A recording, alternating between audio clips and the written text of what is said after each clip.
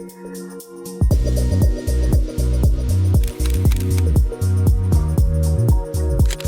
right, everybody. Well, thank you for joining us today. We're excited to cover some of the smart scheduling aspects of the HDPhotoHub system, really kind of dive in and get into there about, kind of what makes it special, how it can really help your business, how it can automate that process. What are some of the more advanced things that you can do inside of the setup so that as you're going through and having your agents book online, and how do you offer real-time scheduling and still make it work for all of your team members and all of your driving. We're going to jump in and cover all that. Before we get going, quick little bit of housekeeping. Down at the bottom of the webinar, you should see the opportunity to ask questions and answers there. Shae is going to be trying to answer those live through the typing chat there. Anytime you guys have questions, and we'll bring them up at the end too if there's some that he didn't want to answer just through typing. Maybe we just pause and go ahead and talk about them or cover them at the end where we can show a screen example and things as well. We know that each business is a little bit different. We definitely have plenty of configurations in there. And so if you have any questions, feel free. For those of you that don't know, Shae is our expert of experts around here when it comes to configuring businesses and getting going and rolling in our system. He's the man to talk to. He's the man who's been through all the different crazy scheduling scenarios. So Shae, thanks for jumping on today. Yeah, expert of expert. I like that. Yeah, expert of the experts. I feel like I need some new business cards. Yeah. That'll look good. I like that title for you. It really works. I do. I'm gonna start using that. So if you all look at my my new footer on my email, expert of experts. Expert of experts. All right. Well, let's jump in. For those of you that don't know, I thought I'd just do a really quick kind of just start in order here and show kind of what the process looks like from the client side of going in and entering an order and what is the smart scheduling stuff that we're talking about, and just kind of give a little bit of that structure there before we get too far. So when you have an agent who comes in and they're ready to order, they're going to come in and they're going to enter an address. In this case, we'll put that one. And so when they do that, a few things are happening in the system. Depending on your configuration, it's checking what team members are available in that location. Based on the team members there, it's going to grab the products that are available in that location. And then depending on your settings, you can have smart scheduling enabled. So down here, you'll see that it's doing a few things. It's suggesting some appointment times, all of which are pretty soon, right? A couple of appointments available tomorrow, one available the next day.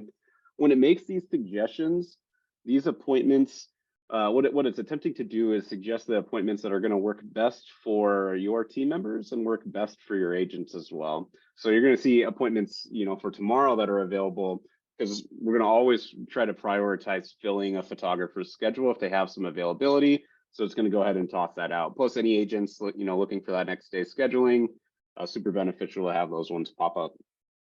The other thing that's happening here is it's actually looking at the location of the property and factoring that in with all the other shoots that all your different team members have going on during that time. So it's calculating the drive time, calculating the drive distance between those shoots, and factoring that in along with a lot of other things that are in the system. And what we're going to talk about today is what are all those other things that you can kind of tweak and configure and get set up so that you can really have the system dialed in and have it doing what you want.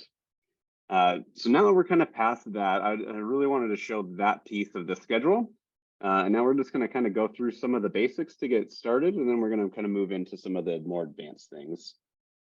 So as we get started, the one thing that all of the smart scheduling revolves around is going to be the Google Calendar integration. So when you're on your dashboard, if you go to Account and then App Integration, you'll see a spot in there where you have scheduling, and you've got your Google Calendar integration here. Once you're authorized, you can come in, you can choose the calendar that you want your shoots to go to, and you can choose quite a few other preferences along these lines as well.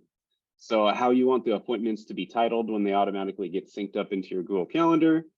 And then most importantly here, to take full advantage of the smart scheduling, you want the appointment mode set over to choose a date and time.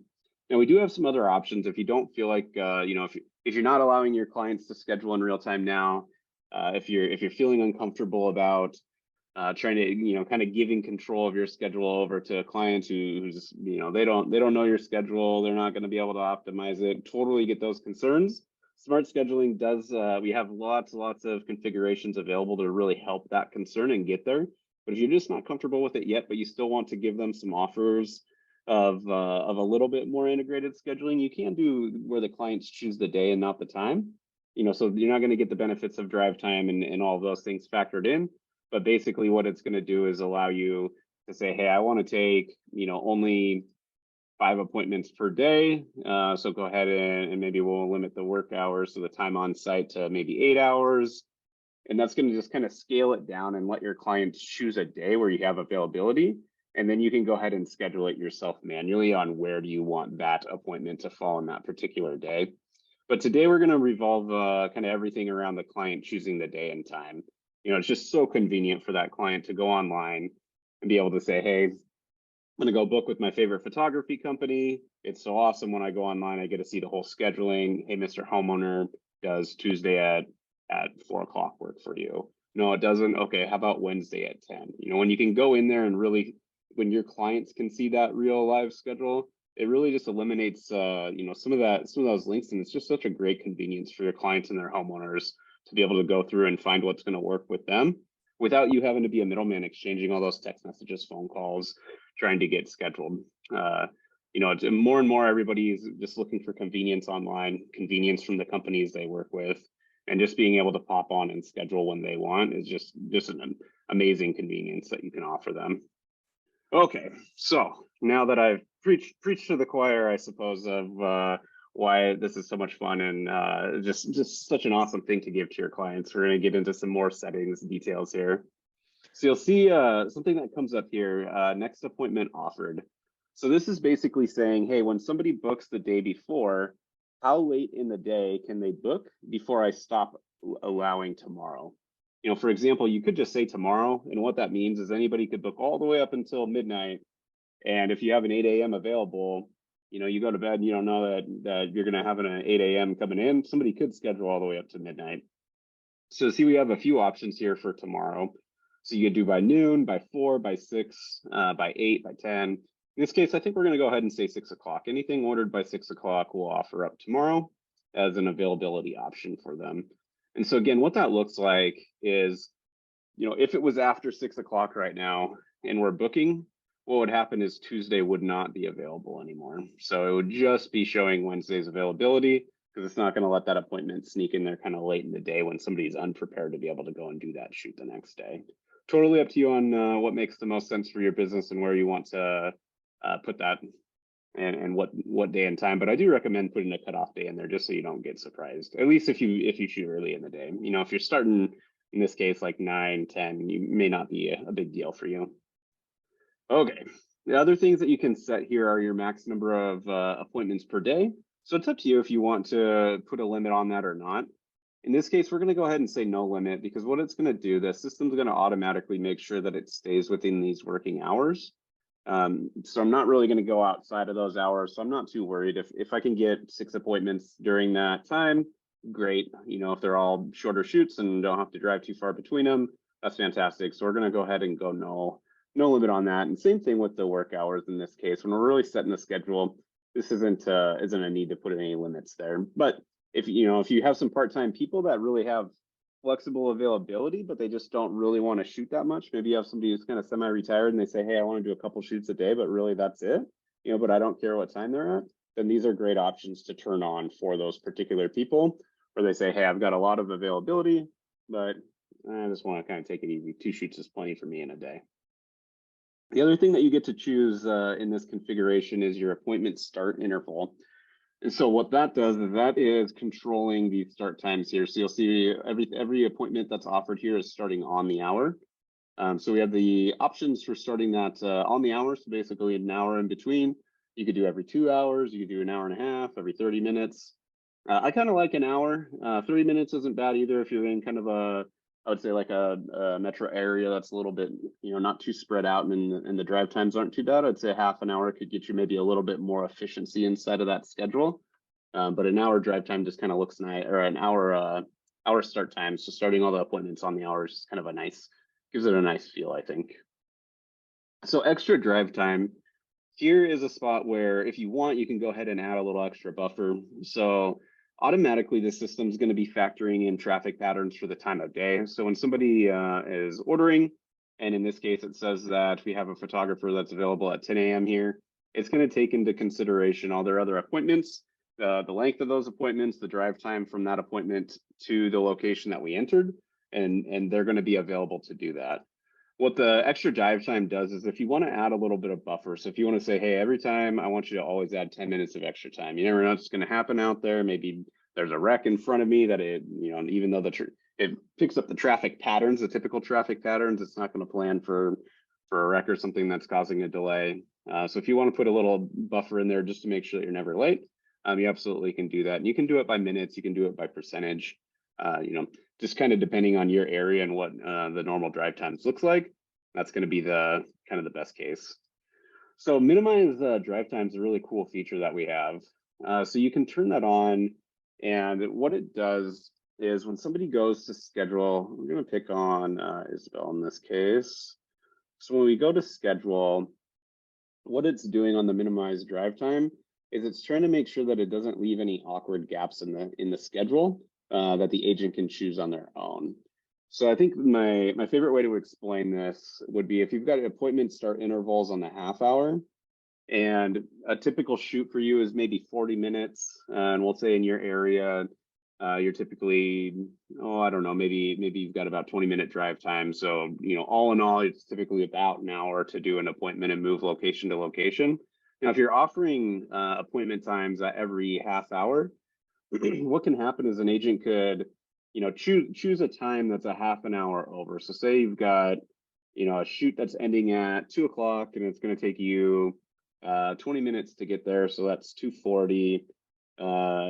And we'll say in this case, you've got a 3:30 available with the half an hour scheduling. You wouldn't really want them to pick that 3:30 time slot, because it kind of burns your 3 o'clock, right? At that point, you've already got that drive time. You would have been fine to make it there by 3, but now they pick 3:30, so you've got that extra time. What the minimized drive time and downtime does is it actually would eliminate that 3:30 appointment from showing on the calendar. So they could pick the 3, they could pick the 4. And the reason that it's doing that is it makes sure that it's trying to say, go ahead and let a common appointment, like we're going to leave enough space for what an average appointment looks like so that you can still go and input a shoot in between that time slot. So it's a pretty neat functionality. Definitely has lots of factors going on in the back end to figure out what to hide, what to show, and when to do it. But it really helps kind of like keep some gaps in the appointment so that when another shoot comes up that works okay at that time slot, that somebody else can book that rather than just having that be, kind of predetermined at dead time because of what was booked. Pretty cool functionality, kind of hard to explain, but hopefully that was helpful for you guys. The whole goal there is to get appointments as back to back as possible, rather than having all these weird gaps and things in there. Okay, so down here, as we that was a little more than the basics. Sorry for the deep dive on that. What do you think, Shae? No, you did good. Was that okay? I thought that was good. I thought you nailed it. Okay. All right. Thank you. I just want to, I remind everyone to, if you have any questions, click the Q&A button down at the bottom of Zoom, and you can type me out a question I'll answer in real time here. So yeah, anything you're not sure about, just shoot that over to me, and I can add more detail on any of that. Thank you, Shae. Shae must be getting bored. There must not be enough questions. It's a little dry today. Usually I'm just like typing like crazy, and I'm actually watching the webinar, which, Yeah, wait till we get to the service areas, right? The service, right. I think we'll start to pick up some speed. Come on, guys, keep me busy. So here you can set your availability. I think most of you guys are probably pretty familiar with this. It is possible for you to set split availability if you want. So if you want to say, hey, I can work in 9 to 1, but then I'm not going to shoot again until 3. Got to get the kids from school type of thing. Easy enough to add some split availability in there and adjust the schedule.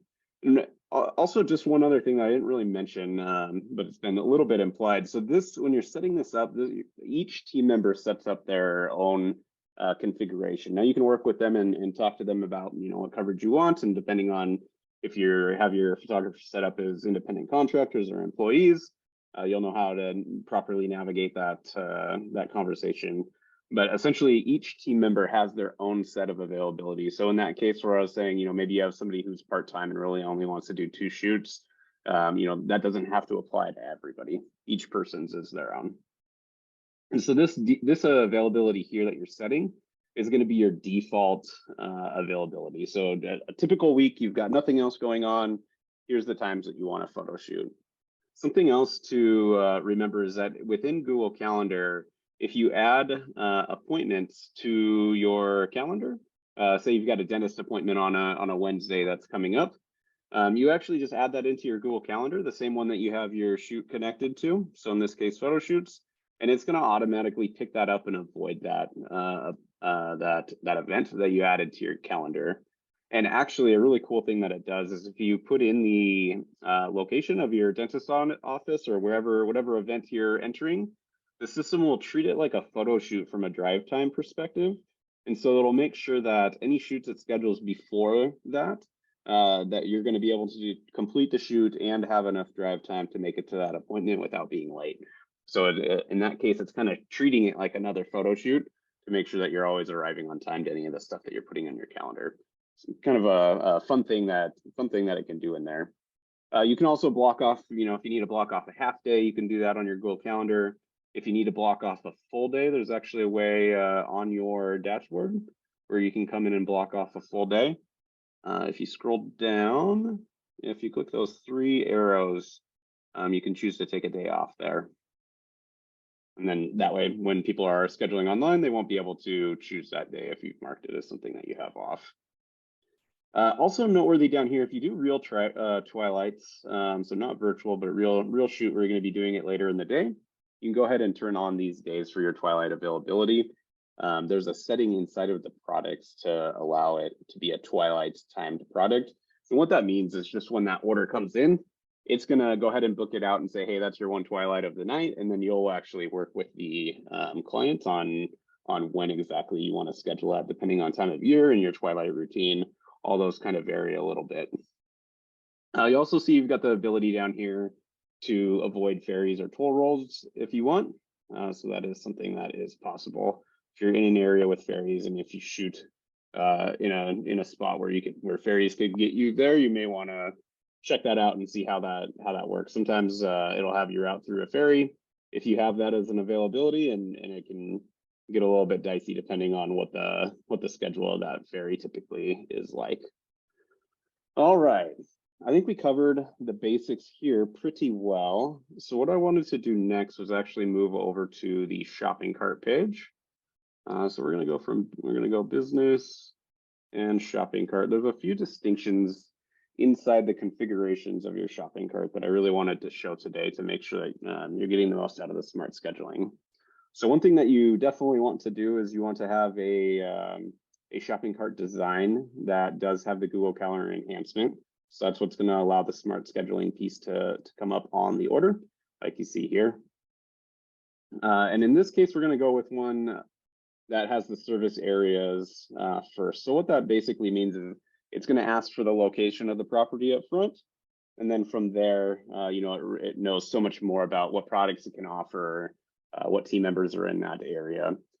You can do a product focused one as well. So if a lot of your team members all shoot in the same area and all offer the same products, then really not a big deal to go ahead and just do the product focus and show those products right from the get-go. The difference between those two, so service area is always going to ask for the address first thing, where the products, if you have any listing type questions like this, and then your products, those are going to pop up first, and then I'll ask for the address after the fact before it gets into all the team member selection stuff. So there's kind of 2 different ways to spin it. Depending on your setup and your configuration of your business, it really could go either way. But I really recommend the service area for a lot of uses. It really kind of gets that location information right there in the beginning, and so it can make all sorts of smart decisions down the line. So inside of the configuration of the shopping cart, you actually have a few options in here as it relates to scheduling. And one of the first options is whether or not you want to show team members on your shopping cart. So in this case, we were showing our team members here. So after the products were picked, the team members that are available to shoot that product appear. So in this case, we've got Isabel Hope and Steve Shutter. They both can shoot the luxury photography. If I dial that back and go to, I think the basic, you'll see we've got another photographer there, Carrie Cameron, who's available for that as well. And in this setup, we actually have what kind of consider a hybrid approach. So team member or your clients, when they're coming, if you choose to offer it up to your clients this way, they would be able to either choose their, any photographer that they would like that's available and shoots the products and works in that area. So they could go ahead and pick them and see their specific schedule. And so you'll see these appointment times that it's suggesting right now are specific to Isabel for being able to do this shoot. If we switch this over to Carrie, you'll see we're going to get some new appointment suggestions, again, based on what is she already out shooting, where's the location of this property compared to those, what times are really going to work best, how, and can we fill our schedule. What's really cool though is this any available. So this is kind of why I call it a hybrid. So what this is doing now is rather than just being Isabel's schedule or just Carrie's schedule, now it's going to be the combination of everybody's schedule. So it's going to take a look at all the shoots that Isabel, Carrie, and Steve are doing and say, hey, when can we fit in a shoot into this location? When does it make the most sense? Who's going to be nearby? When are they going to be nearby it? All those things are getting factored in. Also along with like area of town. So you can have the concept of having certain areas of town where some team members you want to be kind of the lead or the focus in that main area, which is absolutely available for you to go in and set up with service area priorities. We'll get into that a little bit as we move over to the service area. But this is kind of a cool setup because it really kind of puts more control into your client's hands. Do they care more about the schedule than they do who's going to come shoot it? Do they care more about who's going to come shoot it than they do the schedule? Basically, you give them the option to make that distinction right at the beginning, and then it's going to suggest appointments based on that. The other thing that I wanted to show in here, so we kind of talked about the two different options for showing the team members. So you can show them, you don't have to have that first available option, that hybrid mode. I really, if you're going to show your team members, I kind of lean towards going ahead and showing the first available as well. But the other option, depending on your team size that comes up, or just kind of your philosophy as a business, is not to show the team members at all, to go ahead and just let the system automatically choose. And so what happens in that case is this section here is hidden. So you no longer have the team member selection piece, and essentially the system is just operating on the any available. So it's going to always just combine everybody's schedule. Your client's going to come, they're going to say, hey, I want to order this shoot, and here's the time that I need it at, and they'll get assigned a photographer. And as I mentioned, there's things that you can do, like choosing the area of town that certain photographers work in. It's going to factor in their schedule to try to make it so that they are that kind of the best photographer for that use case is going to get assigned automatically. One thing that's noteworthy, when you go into that don't show team member mode, what happens is the way that it schedules the products ordered is that all the team members that are offered up in that scheduling, they're going to be under the mode of every ordered product. So anytime that you have the system doing the scheduling on its own, that photographer would need to be able to complete all the tasks. So in this case, you'll see Carrie Cameron doesn't do any aerial. If we were in that mode where we're saying any available, this is actually not incorporating Carrie's schedule at all. It's only incorporating Isabel and Steve's because they're the two photographers that can do everything that's on that order. So a little important distinction when the system's assigning. Now, if you do have the case where you have like a dedicated drone pilot or maybe a dedicated one person who has the Matterport camera, something like that, then you'd probably want to go for this hybrid mode to where it's really going to help if not very many people on your team do those different things, or if nobody on your team kind of does everything that you offer, then I'd kind of go to a mode where they actually can select the photographers. But if you have questions and want to go through your specific business use case, feel free to hit us up, give us a call, and we'll kind of walk you through pros and cons of each approach. So we're going to go ahead and go back to the any product ordered, and we're going to go with the option for choosing the first team member. Okay, so now that we're kind of talked through the different settings in the team member section, we're going to move into the Google Calendar section. So there's a couple things that are going to impact the way the scheduling and the way the automated scheduling works here. So something to know, so you can set the number of default weeks, or like how many weeks to show on the calendar when it comes up. Basically, that's how many weeks if they say, hey, none of these appointments work for me. I want to see the calendar. This is going to default it out to the 3. They can always click if they need something further out, and it's going to pull that next week each time for them. So I typically recommend, 3s are default. I think that's a pretty good number. If you're not doing a lot of shoots, you might just want to put it at 2 weeks so that people aren't booking too far out. If you have kind of a smaller team, you guys really get booked up during the busy season, you might want to kick it out to 4 weeks if you're booking that far out, just so it'll be there. It does automatically advance. So if you're on 3 weeks and everything's booked, the system will actually go ahead and advance it to that 4th week automatically anyways. So, but if you just sort of kind of know that they're already going to need some more availability out there, then I think the 4 week is a good option. So the team mode that you see here, when you're doing the real-time scheduling, you're going to want team date time scheduling. Basically what that's saying is when somebody chooses the any available, how should the system handle it? And you want it to handle it with date and time in there. The other options would be if you're just having somebody do the team day scheduling, so just the day but not the day and time, then you could opt up into that level, although it will work off of the actual user's configuration to know what it should be suggesting there. Okay, and so the team member selection. So minimal drive time is our default, and I would kind of say that that's sort of like the optimal smart scheduling setting. That's the piece that's going to take in drive times into consideration. So it really gives a lot of emphasis on that, but it isn't the only thing that it's factoring. It's also factoring the service area priority. It's factoring how far the drive times are, and any favorites that the client may have, like a favorite photographer selected in their account. There's quite a few different configurations and things that it's looking at the back end. How close is that opening? How soon are the availabilities? When's the furthest appointment out? All those things are really factored through. I highly recommend this option. We do have the option for you to go ahead and assign the least appointments. So, if you've got a new photographer and you're really trying to get them some appointments, then they may not be getting picked depending on how you have your setup. So if you want to have it automatically go to the least appointments, you certainly can.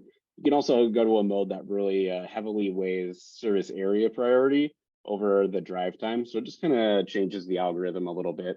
Even in the service area priority one, it is still going to factor in some of that, how far is the drive time? If somebody's only 5 minutes away from an appointment, when it's making those the offers of the first best times, it's still going to go ahead and kind of factor that in to say, hey, it's really efficient. Shae isn't normally the priority guy in area X, but he's got a shoot that's 10 minutes from there right before the time that they pick. So we're going to go ahead and assign it to them. So the system is smart as it kind of balances out what you're looking for. So the offer the best times, this setting, this is basically just saying, do you want to be able to offer the best times like this? So in this case, making the suggestion of those 3 times.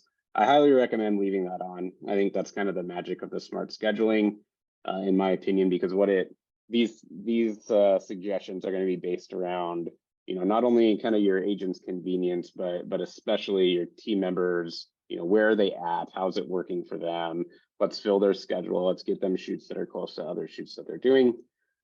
Again, it's factoring all that in and making those suggestions. So when they do choose one of those times, that's going to be one of the better times that the agent could choose on their own, compared to if they just go to the calendar and kind of pick a random time. So making those suggestions, I think is really great. Works out good. Okay, so now we've got a nice little setup here. So you'll see this was set to combine appointments now. And so in the case where you do have maybe like a dedicated aerial photography person, this is kind of backwards here, the way that this is set up right now. But if this person maybe carries the only one on the team who can do aerial, And so when somebody wants aerial and a photo shoot, if Carrie doesn't also do photography, then you're going to end up in a case where your client will need to book 2 people to complete the job. So this combined appointments actually what it would do is it would start with this schedule with both of them combined. So if they both could do, say, June 8th at 12, and that was the first time that they both could do, it's going to make those appointments combined like that. I'm actually going to go ahead and save that so I can kind of show you what that does in this case. I'll grab this same address here.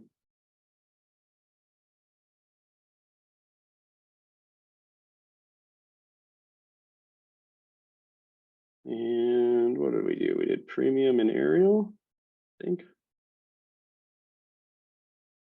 And so you'll see here, we're getting both of them combined, and it's showing the different times that are actually available for both of them to come out and complete that shoot at the same time. And it does still give your client the option to be able to break that apart, but that's a nice convenience if that is something that's common in your setup. It's, you know, from talking with different businesses, I kind of see it here and there, but not all the time, where maybe you have a really dedicated video person or a really dedicated drone person or something like that. You know, I feel like the industry kind of keeps moving towards the more that one photographer can do, the more efficient it can be. You know, sometimes that isn't possible with things like, you know, needing Matterport cameras or an iGuide camera or anything like that out, or to have you know, all your proper licensing for the drones. But when possible, I certainly recommend that businesses try to have their photographers be as kind of all in one as they can, especially from the scheduling point of view. It really helps. All right, so we went through these sections here, kind of in the deeper dive. So what I'd like to show you now is over in the service area and how that works and how you can use that. And I think that this is, to me, is kind of where you can really dial in your smart scheduling and start to kind of push the limits and set it up in different ways to kind of optimize what you're trying to do and where you're going. So when you go to business and service areas, we've got our 3 photographers here. So we're gonna go ahead and take a look at Isabel. So she's got what I would say a little bit more complicated service area setup overall. So you'll see a few different shapes, different areas. It puts the different areas kind of in different colors here just for your management style. And you'll see that those are all kind of have different priorities and things enabled. A couple things that I want to point out just as we're cruising through. So you'll see that there's some overlap on these service areas.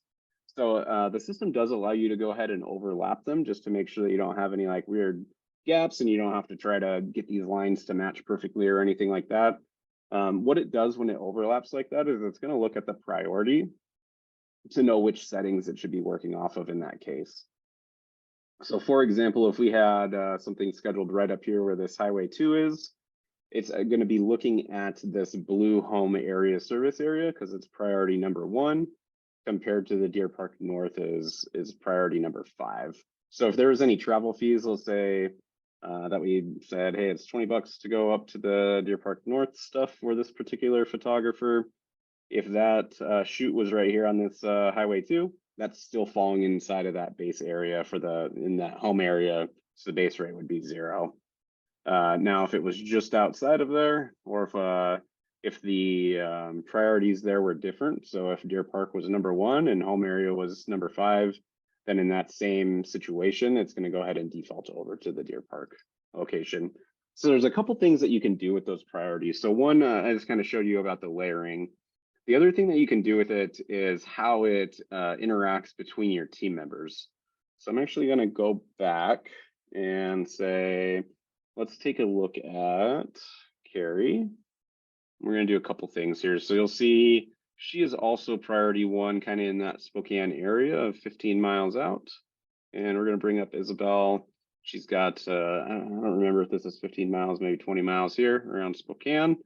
And priority number 1. So if they both had if there was a listing that was inside of Spokane, it's going to be looking, and if they didn't have any other shoots, everything else was equal, it's going to check that priority, it's going to see it's equal, and then it's going to take a look at the drive time. In this case, if it's not from another shoot, then from their home locations to say, all right, which way should it lean for because they're equal. But if Carrie had this over as, say, service area 2, and I think we'll just bump that one up to 10, Now what would happen if somebody was scheduling in Spokane is in all things are equal, it's going to be looking for who's priority. So in that case, it would find that Isabel was the priority and for that particular location in Spokane, and go ahead and assign that shootout to her because of that priority setting. So it's going to weigh in there. So when it's making those suggested times, again, it's going to factor in that priority, similar to how it factors in drive time and how soon the appointment is and everything else. You can actually do quite a bit of kind of tweaking if you've got a larger team there. So you can set these priority numbers. You may have noticed I bumped this one up to 10 in that new service area. You can set them anywhere from 1 to 99.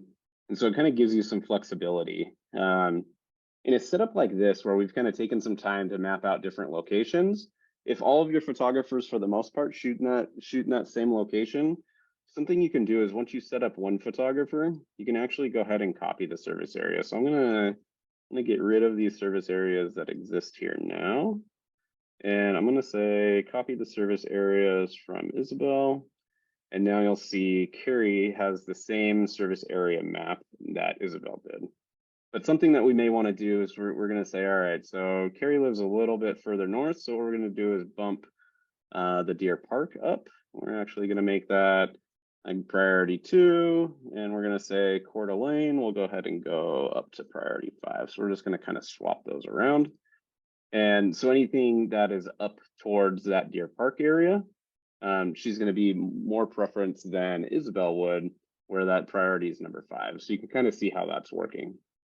So something else that's really cool you can do with the service areas, particularly when you kind of break up the location like this, is for something that if you're a smaller team and definitely worried about, having to go, in this case, if somebody was going up to Sandpoint, it's a couple hours away, and then all of a sudden the next person wants to book something in Worley. Now you've got, a whole day where you're driving 2 hours up here and then another 3 hours back down there to do 2 shoots. Obviously not very efficient. Something that you can do, and of course the system's going to avoid that by suggesting all the appointment times and everything that are going to be better. But say that somebody's picking a specific photographer and they're really dead set on that. If you do have that option available, then so as long as they have enough hours in the day, that is something that the system could allow. So a way that I recommend configuring things is on the areas that are maybe a little bit more in the outlying, is what you can do is you can go in and say, hey, I only want to shoot in those areas on certain days of the week. So we're going to say for Carrie in Newport, we're going to say Carrie shoots up there on Mondays and Monday, Wednesday, Friday. And we're going to go ahead and make Sandpoint similar because it's that part of town. So we're going to say Mondays, Wednesdays, and Fridays. What we're going to do is we're going to take Worley and we're going to move it. Which one is that? Rockford. We're going to move that down to where, so we're shooting in there in Tuesdays and Thursdays. And so what that means is now if somebody was picking Carrie specifically, if she's shooting up here on Wednesday, she isn't shooting down in this location on a Wednesday anymore either. And so you can still maintain your coverage holistically by kind of doing the opposite of that for other team members. So in this case, when we have a straight copy of the service areas, once you make the copy and start editing, these edits are kind of independent of each other. As you've seen, we kind of changed around the priorities. Now we've changed around some days of the week for Carrie. So if we come back to Isabel, we're actually going to say, all right, in Sandpoint, she is going to shoot up there on Tuesdays and Thursdays because Carrie is covering Monday, Wednesday, Friday. And now we've got all 5 days coverage up in that location. So we can come in and do the same thing for Newport. And that way we keep our coverage 5 days a week to our agents, but we're working on the efficiency of, who's shooting where and on what days to be able to help those appointments really condense into each other. So for those of you with kind of a smaller team in a really large area, I highly recommend taking a look and coming in and kind of breaking up some of that service area. So now just to show a couple different ways on how you get a service area like this started, I want to pop into our other guy, I think Steve. And you'll see here, he's just got one big service area for about a 50-mile radius. So I'm going to go ahead and just delete that. We're going to start fresh with Steve. So I'm going to show a couple different ways that you can get service areas set up. So you can come in and hit add service area. And we've got two options for you as you get started. You can either do a simple area or a driving distance.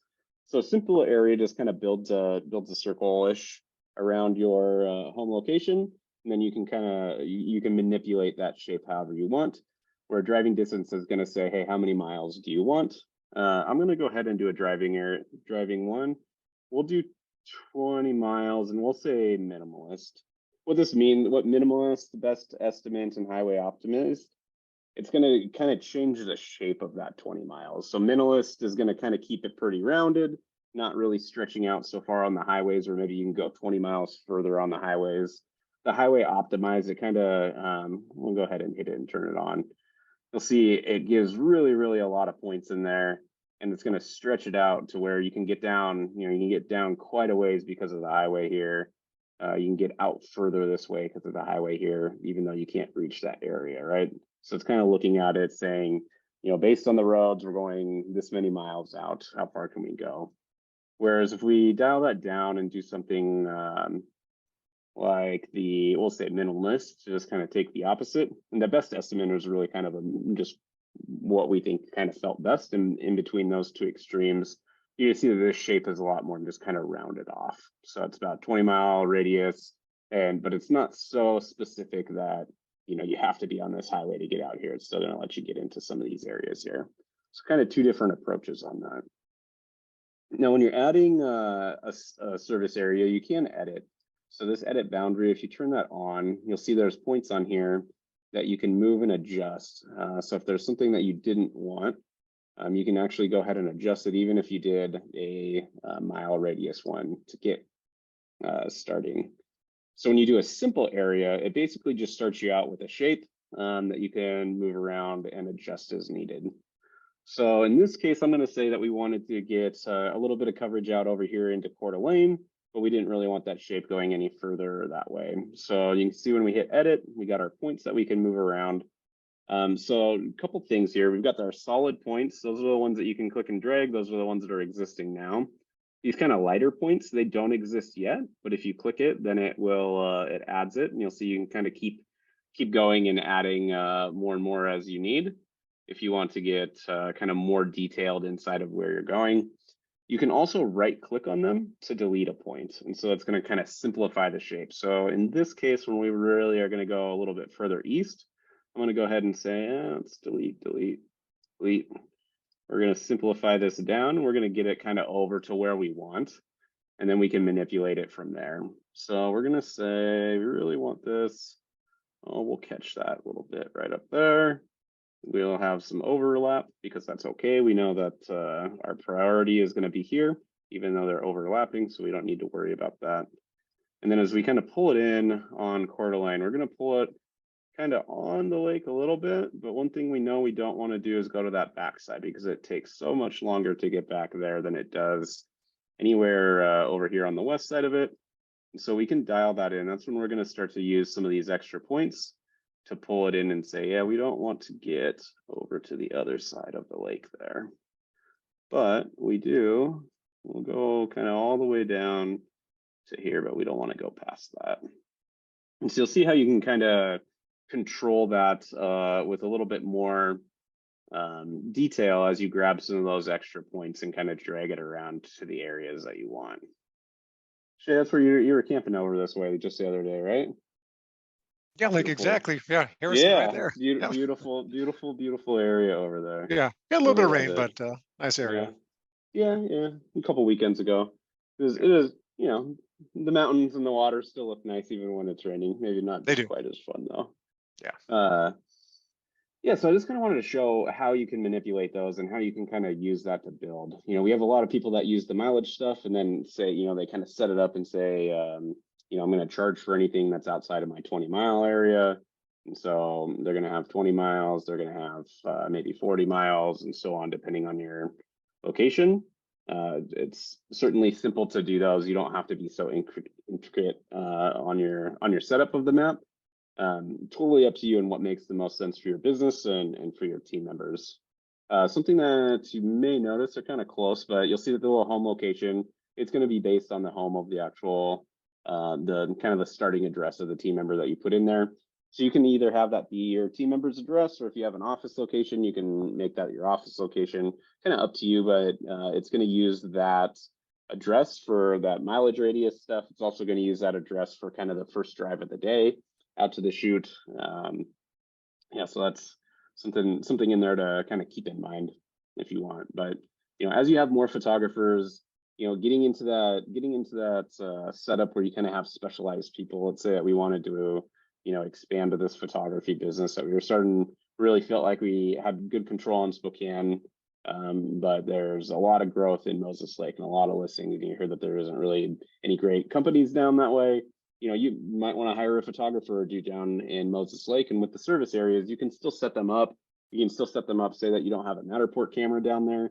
You can put a team member down in the Moses Lake service area who lives there, and just go ahead and say, hey, they actually don't offer Matterport, and that's okay. And the system will understand that and recognize that when you're going through the configuration. Just a really quick, just kind of refresh for those of you that aren't familiar. So inside of the actual product configuration here, so this was on shopping cart, and then we clicked on a product. This is where you set how long a particular product is going to take on average for your team to be able to go out and complete. And then, of course, in your team member section here, you've got the ability to set which team members actually do that. So again, if you're kind of starting to expand a little bit regionally, but you're worried about not having a Matterport camera there, or maybe the person you hire doesn't have a drone, you can actually turn off those products for that particular team member.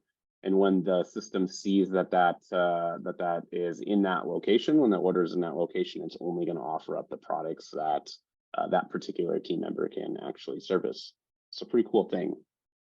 All right, Shae, I've been doing lots of talking and things here. We talked a little bit about automated travel fees. If you guys are more interested in that, we can talk a little bit more on it, but I'm gonna kind of leave it up to you guys. This is really more around the smart scheduling, so I didn't want to go into too much detail in that, but if there are questions or things around that, I'd be happy to jump in. How are we doing out there in the question world, Shae? Anything that we want to kind of show live on screen? I think there could be a couple ones that might be good on screen here. Yeah. All right. What do you got? I got a couple. Let's see here. One question I thought was a good one. Can I have an inconsistent schedule each week? For example, I'm working another job and they have a variable schedule. Yeah. And so how they manage that?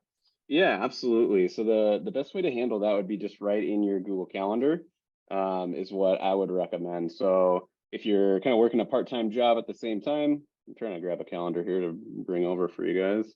If you're managing a part-time job and kind of that schedule is changing, maybe they give it to you 2 weeks out. You could actually go ahead and block off those weeks until you know when the scheduling is going to make the most sense. Get this calendar. So close. There we go.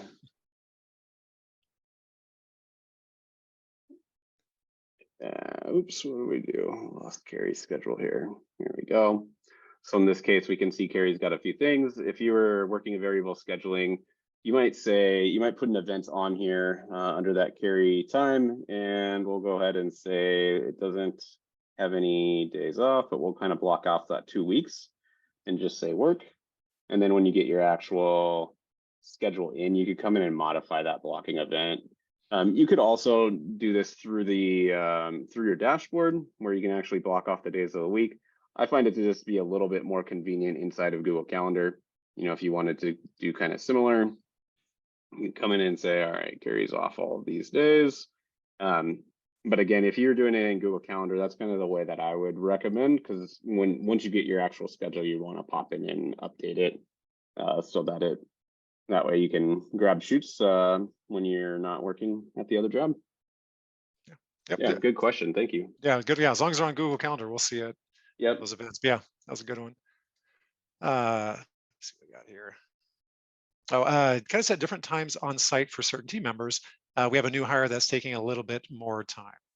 Yeah. Great question. So you can't actually. So when you set up a product, when you set that time on site, it actually defaults for that kind of for all of your team members. But there's a couple ways that you can choose to handle that. The way that I typically recommend it for like in that case where it's kind of it's probably going to be a shorter term thing where they should take a little bit longer, is I would actually just pop in and give them a little bit of extra drive time. So if you feel like, they need a little bit more time to get things figured out, you could say, hey, let's always give them 30 more minutes. And so that in the way that it's trying to schedule those appointments, it's adding a half an hour of drive time, which really just means that they have a half an hour more time on site. So that's one way to do it if you kind of feel like it's a little bit more of a fixed type of thing. The other way that you can actually do it is you can go to the particular order. So when those team members are scheduled, if you have an admin or if you guys want to keep an eye on that, when they get an order scheduled, you can actually change it on a particular order anytime. This one was already done, but let's say, hey, instead of an hour, we're going to say an hour and a half for this because it was assigned to Steve and he's going, he's still learning. So he's a little bit slower than some of the other photographers. You can change it order by order like that.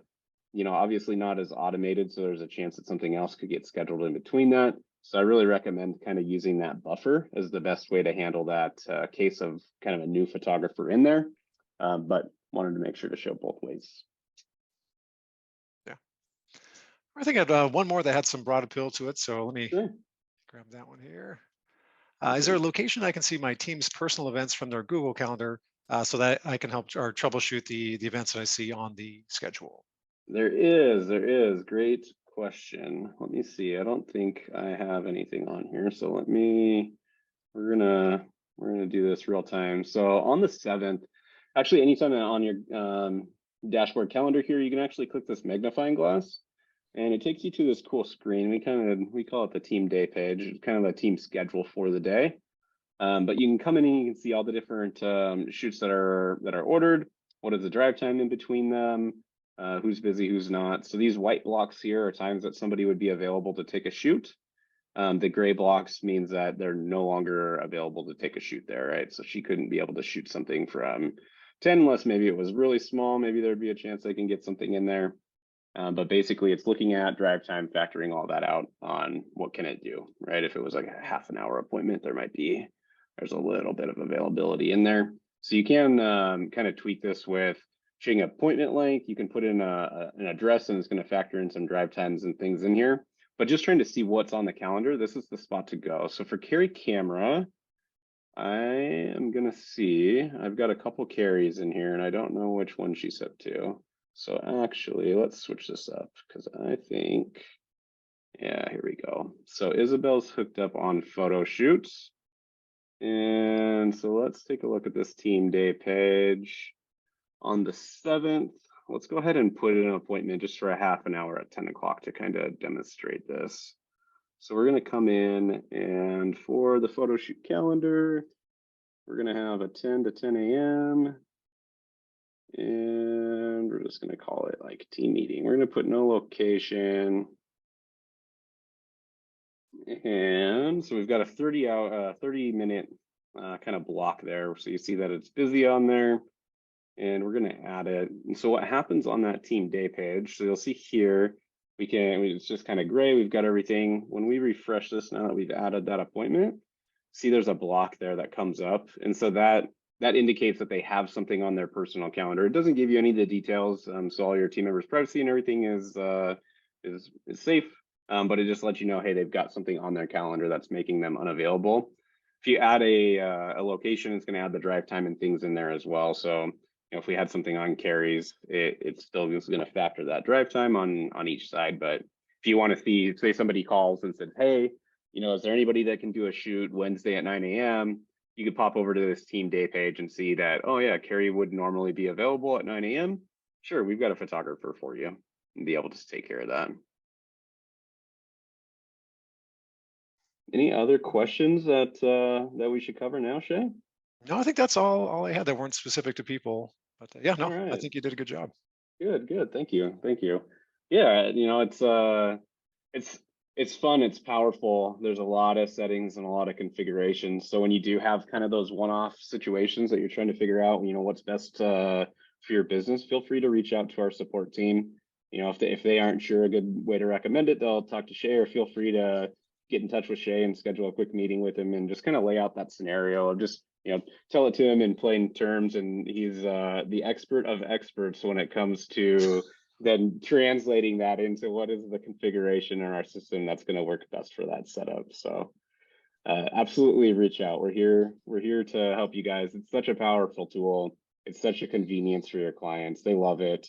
We've had a few businesses that I know of personally that have gone from, not kind of always going back and forth with their agents to plan the scheduling and to just having them book, to now transition to allowing their clients to book on time, book online and book a time just right there. And they are just ecstatic with the results as it's been for their business. It's been able to keep them really efficient in their shooting, but really that convenience to their clients, it's just awesome. Not to mention that when your clients start, you're really giving them some good motivation to be able to go and schedule online. When they're doing that, why are they text messaging you now to book? Why are they calling you now to book? It's usually for the scheduling piece. So once you start to educate them, like, hey, actually, I don't know, I'm out on a shoot right now, but if you go online and put in your order, you'll be able to see my real-time schedule. And as they learn that in transition, what happens is they come and they go, okay, well, I'm gonna come in, I'm gonna do my normal premium order, and they go, oh, geez, I forgot that that my guy does aerial. This is the perfect listing for aerial. I would have never thought of that if I was just, calling him and say, hey, I'll take the usual. Can you do it on Wednesday? What times you got available? Instead, they're here on the shopping cart and really, looking through your products, mainly so that they can get to the scheduling piece. But again, it's going to bring that, bring those add-ons up and available to them, make them a little bit more front and center so they remember what you have available to be able to shoot.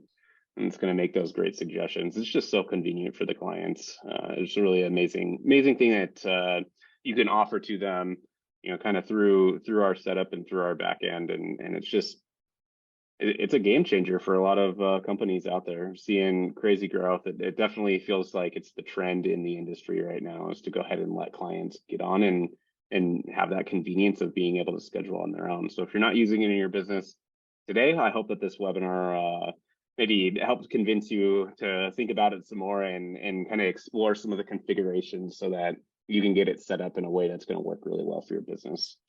If you guys have any questions or anything else, feel free to send an email into our support team, call us, chat us. Feel free to reach out. We're always happy to get in touch and walk through any situations that you want.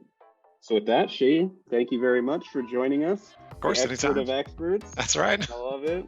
And everybody else that joined the call today, thank you so much for joining. Yes, thank you. To those of you who are watching the recording, thanks for taking the time to do that as well. We appreciate your guys' business and writing tools to really help you run your real estate photography business. So thank you all for your interest in HD PhotoHub. You guys all have a great day.